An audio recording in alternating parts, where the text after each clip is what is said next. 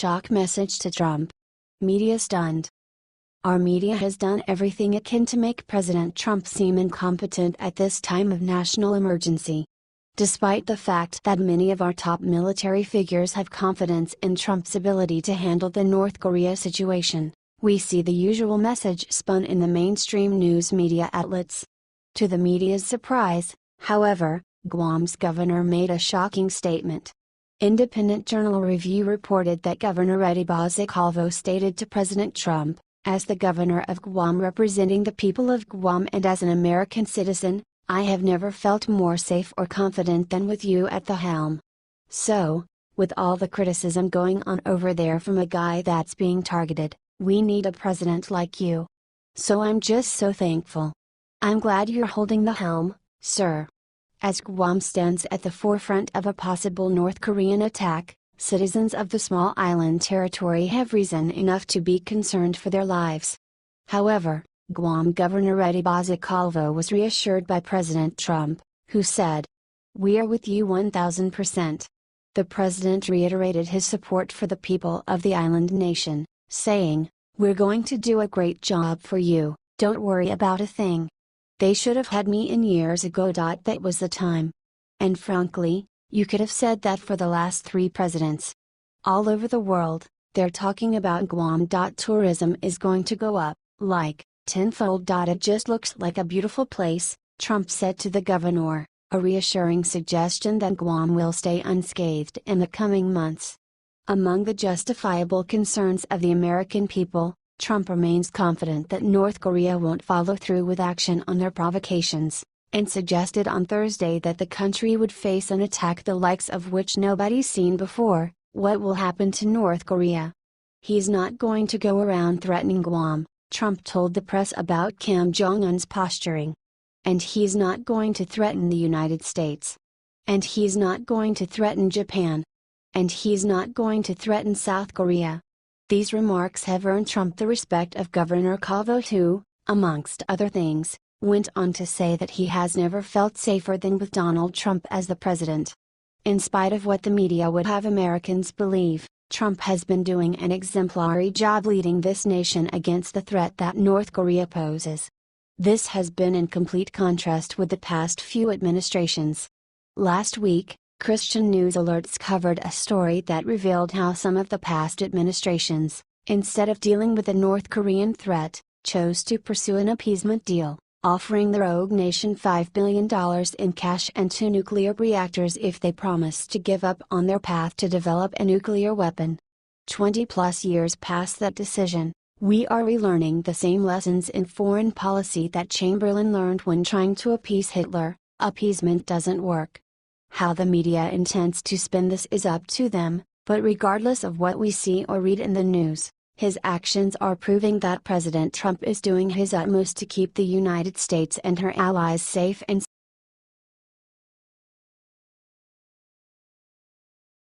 Look what scientists just found under Antarctica. Global warming alarmists go berserk. Jumping to conclusions is a favorite pastime of those that subscribe to the liberal narrative. The never-ending outrage over the effects of climate change is a perfect example of that. If we flash back to President Donald Trump's decision to exit the Paris Climate Change Accord for a moment, the reaction from the left was nothing short of mind-blowing. Outrageous claims were being dished out all over the place, and the general implication was that the sky was going to fall any second. The reasoning for that? Trump exited a non-binding agreement. That agreement does nothing to curb the activities of the world's 2 largest polluters. It's mainly a symbolic gesture that doesn't do a whole lot for the interest of the United States, but we're supposed to believe that the world is going to explode because Trump didn't want to play anymore. That's just one example of the climate change hysteria being kicked into overdrive in spite of the lack of facts to support the overall argument. As with most viewpoints from the left, those that don't see things from that perspective are shunned and dismissed. Despite that, additional evidence continues to pop up that suggests there's really not that much to be getting all worked up about. As The Guardian points out, here's some fascinating new details about what's really going on down in Antarctica. Scientists have uncovered the largest volcanic region on Earth, 2 kilometers below the surface of the vast ice sheet that covers West Antarctica. The project, by Edinburgh University researchers, has revealed almost 100 volcanoes, with the highest as tall as the Eiger, which stands at almost 4,000 meters in Switzerland. Geologists say this huge region is likely to dwarf that of East Africa's volcanic ridge, currently rated the densest concentration of volcanoes in the world. Wait a second. That's where all that ice is melting, which is sure to portend the doom of us all. You don't suppose that the volcanic activity has contributed to the ice melting, do you? Common sense would suggest so. And the activity of this range could have worrying consequences, they have warned. If one of these volcanoes were to erupt, it could further destabilize West Antarctica's ice sheets, said glacier expert Robert Bingham, one of the paper's authors. Anything that causes the melting of ice, which an eruption certainly would, is likely to speed up the flow of ice into the sea. The big question is, how active are these volcanoes? That is something we need to determine as quickly as possible.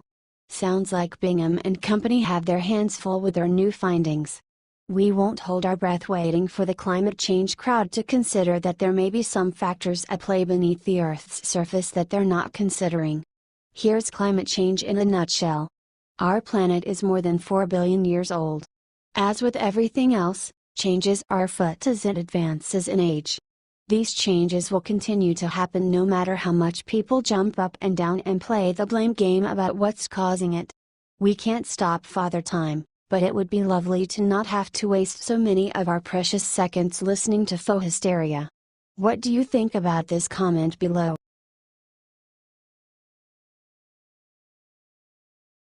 Former President Obama has just released a statement, and it's bad, folks.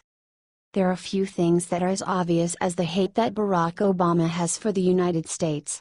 Not once in his 8 years in office did he seem genuine.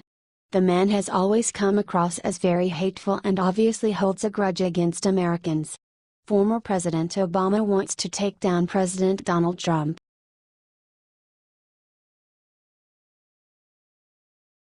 Treason scandal exposed.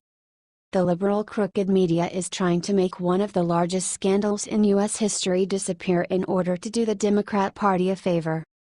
The Daily Caller reports that ex-Democrat National Committee Chair, Debbie Wasser-Schultz, DFL, should be facing serious consequences as her IT employee was busted. He was caught wiring $300,000 in ill-gotten gains to Pakistan, his native country, prior to trying to leave America. Usually, a scandal this big will be largely covered by the media. But, as this one harms the Democrats, the mainstream media would simply not report on it. The media decided to rather report on our president's posts on Twitter and the people he changed in the House. They obviously attempt to cover for the man behind the curtain. When the press does comment on the major scandal, they reliably downplay the close relationship between Democrats and the Pakistani fraudsters.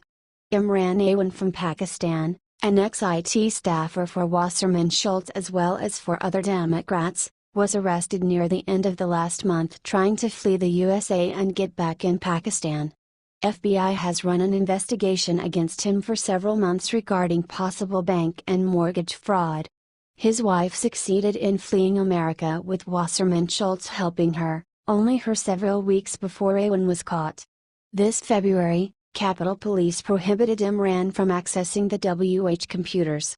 They have been suspecting that he had been leaking sensible data to an unknown source.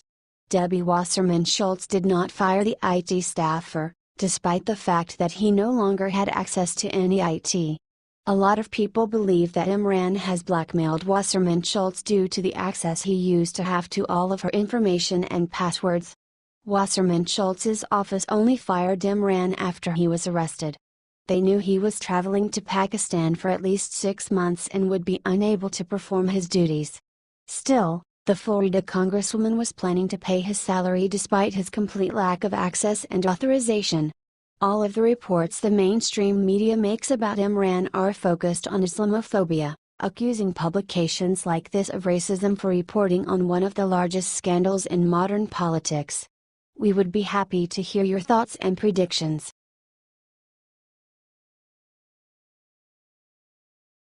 New leak proves McMaster is quietly giving Susan Rice unfettered access to classified info. Breaking: new leak proves McMaster is quietly giving Susan Rice unfettered access to classified info.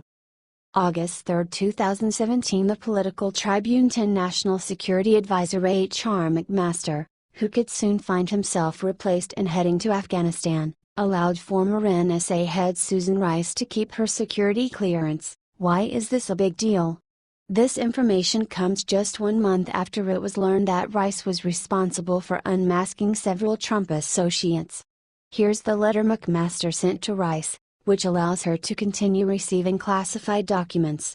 From circa, almost 1 month after it was disclosed that former President Obama's National Security Advisor Susan Rice was unmasking members of President Trump's team and other Americans, Trump's own National Security Advisor, H.R. McMaster, sent an official letter giving her unfettered and continuing access to classified information and waiving her need-to-know requirement on anything she viewed or received during her tenure, Circle has confirmed. The undated and unclassified letter from McMaster was sent in the mail to Rice's home during the last week of April. Trump was not aware of the letter or McMaster's decision, according to 2 senior West Wing officials and an intelligence official, who spoke to Circa on condition that they not be named.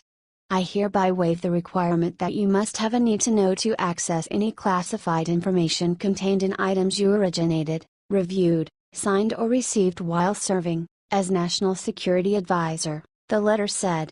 The letter also states that the NSC will continue to work with you to ensure the appropriate security clearance documentation remains on file to allow you access to classified information. Circa revealed in March that during President Obama's tenure, top aides, including Rice, former CIA Director John Brennan and former Attorney General Loretta Lynch, routinely reviewed intelligence reports received from the National Security Agency's incidental intercepts of Americans abroad.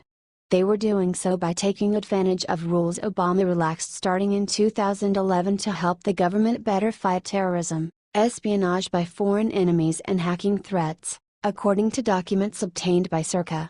Fox News' Sean Hannity weighed in.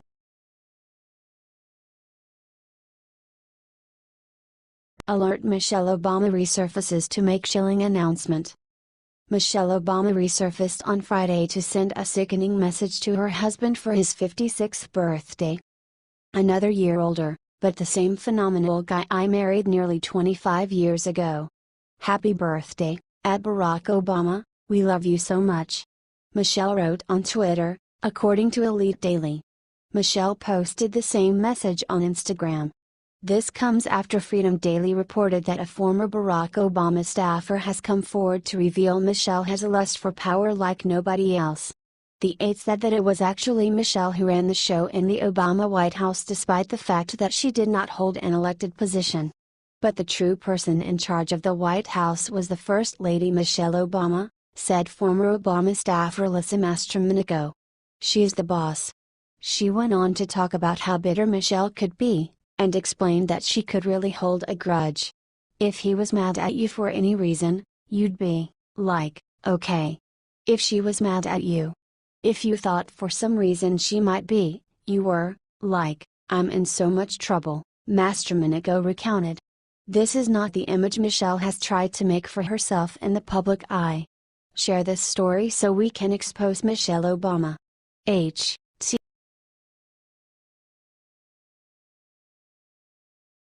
Okay folks, here's what really happened, and what everyone is missing. This past weekend I was honored to be in a most picturesque place with some great and hospitable folks in Prescott, Yavapai County, Arizona.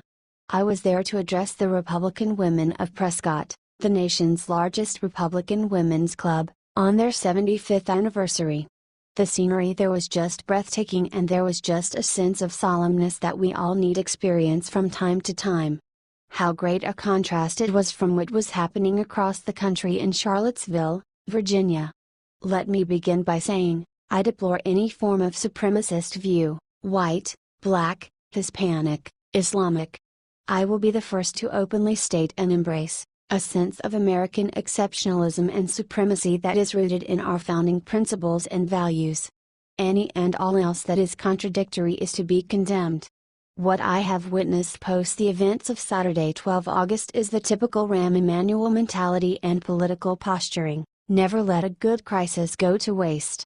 Therefore, I seek to assess what really happened in Charlottesville, Virginia. First, may God rest the soul of 32-year-old Heather Heyer, who tragically lost her life. My sincere condolences to her, her family, and those others who were injured. I fully support seeking the death penalty for 20-year-old James Alex Fields Jr. of Ohio, who committed this horrific act of violence. But, how did we get to this place?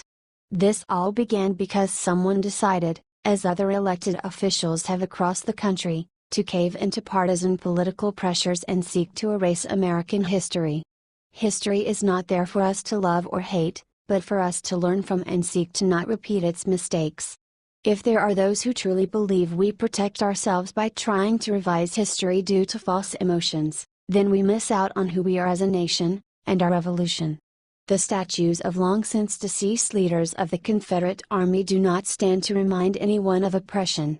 And if a statue can oppress you, then I submit that you have greater issues.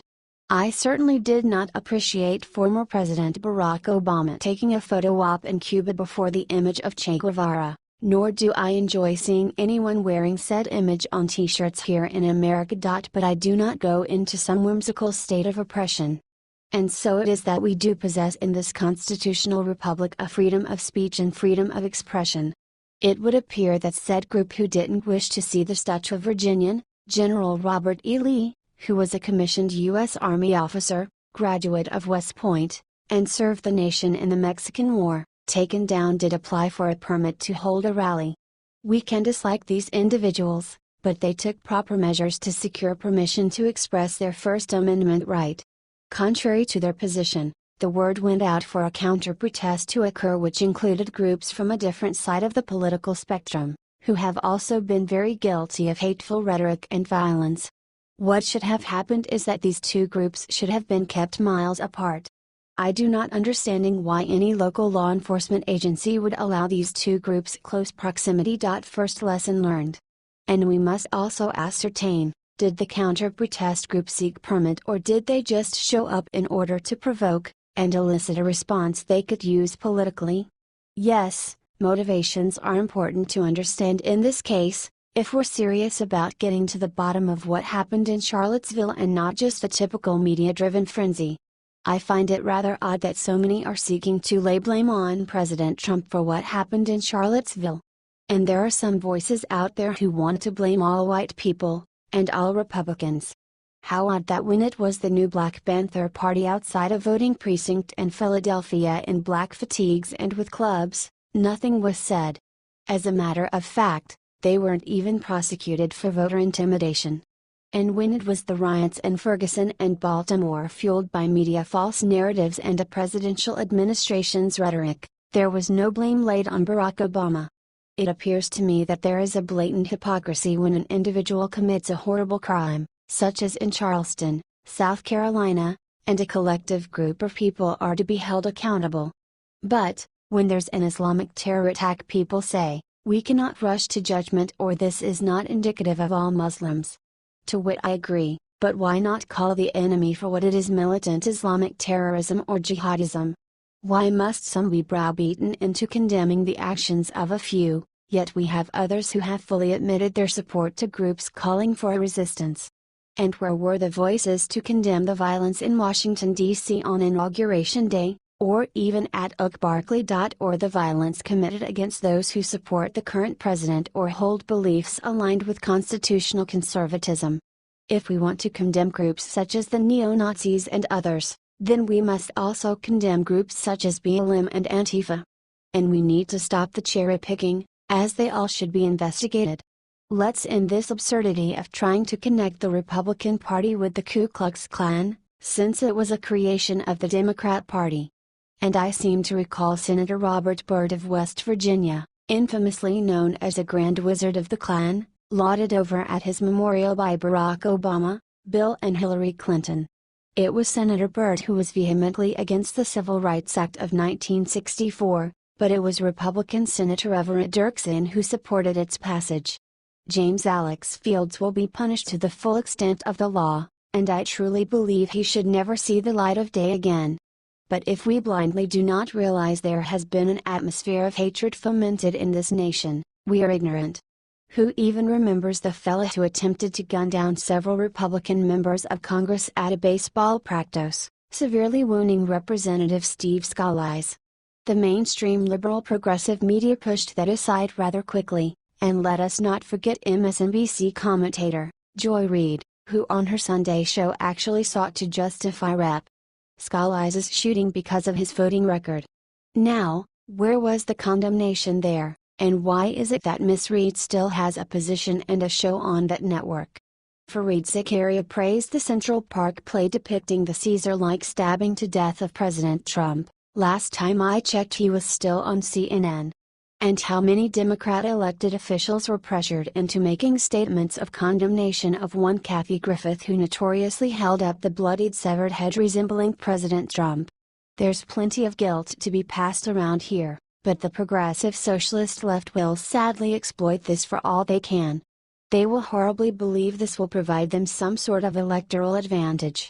They fail to realize they're just as complicit in what happened in Charlottesville. Let me ask that age-old rhetorical question: if a tree falls in the woods, and no one is there, does it make a sound? If we were to go back and ponder this incident and just let a small group of disaffected individuals hold a rally to protest the possible taking down of a statue of General Robert E. Lee, and no one had showed up. Instead a call went out and trouble, violence ensued. Or maybe, if we had courageous elected officials who would just say, those statues aren't offending anyone, they're part of American history, and they stay. Imagine that. Would there even be a story, any rally, and violence? What happened in Charlottesville must not be allowed to happen again. And that means we need to hold any group responsible that promotes violence. What do we want? Dead cops. When do we want them? Now. Pigs in a blanket, fry them like bacon. No more. Our streets aren't the place for hoods and masks, such as Antifa wears, and their violence and destruction of property. Let's call them all out, and not have this selective enforcement mentality rooted in partisan political hackery. If we don't stop the blatant hypocrisy, which is truly the problem, then we're sitting on a powder keg, which I believe some wish for. I have an idea. If you all want to fight, sign up in the US military. If you meet the standards. There are plenty of folks who do indeed hate the United States. Channel your angst against them. Not each